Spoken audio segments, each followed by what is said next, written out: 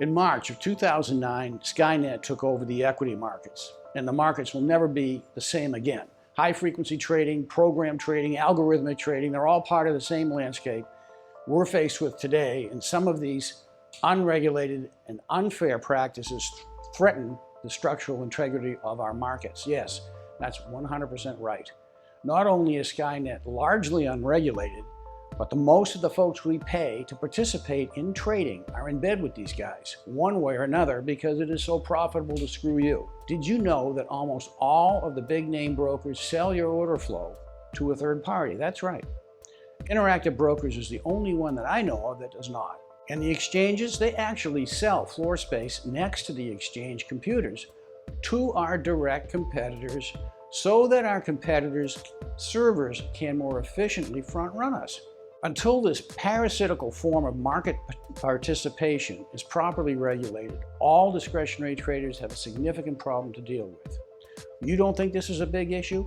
One example, just one day, program trading averaged over 90% of the volume from June 18th to June 22nd, 2012, and it's not any better today. Here's what most people get wrong. They believe high-frequency trading is only parasitical, the cost of doing business after Judgment Day. It is not. If it were only a matter of you and I paying half a cent more on a buy order, I wouldn't worry. I'd pay it and just shut up. Just another form of old specialist order system flow, right? Wrong. The net effect of this front running is to deny us a fill. Think about it. Your order flow is sold, or your order is sensed by high-frequency traders and front run by 1/10 of a cent.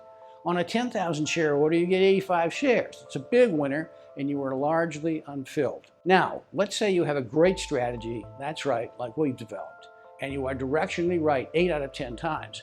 Unless you know how to handle this program trading problem, you don't get filled when you are right, but of course you get filled when you are wrong. Replicate this 10,000 times over, month after month, and you've driven out many of the short time frame traders because they can't make any money, thereby leaving only computers in control. So what's wrong with that? Why are you worried about computers being in control? High frequency voice provide liquidity, right? That's a fantasy. That gives regulators cover for inaction. The reality is these high frequency trading guys have learned to flip the switch off when things get wild, so humans are gone as well as the computers. That lie that these high frequency traders supply liquidity is absurd. When you need liquidity, no one's home, and you get what we got on May 6, 2010, a 1,000-point drop in the Dow in minutes.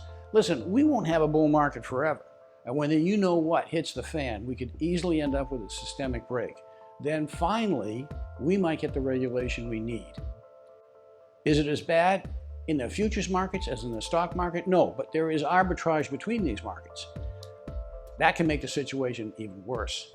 I remember trading in October 1987 when the premiums between cash and futures got totally out of whack. Offsetting orders placed in futures were wildly expensive. They will be again. If you haven't gotten the picture yet, let me give you a visual. You were paid to enter a game of poker, but you got the cheap seats. The people that you would pay the entrance fee to have sold the expensive seats to your competitors. Now, there's a mirror set up right behind you so the guys in the expensive seats can see your hand. That's what makes them the expensive seats. If you're trading short-term time frames, it is incumbent on you to understand order flow, how to cancel replays, when to go to the market, when you need to go to bracketed limit orders. The good news is that barring a systemic break, leading indicators that we teach go a long way to help you cover that mirror and sidestep Skynet. Joe DiNapoli here. I'll be back.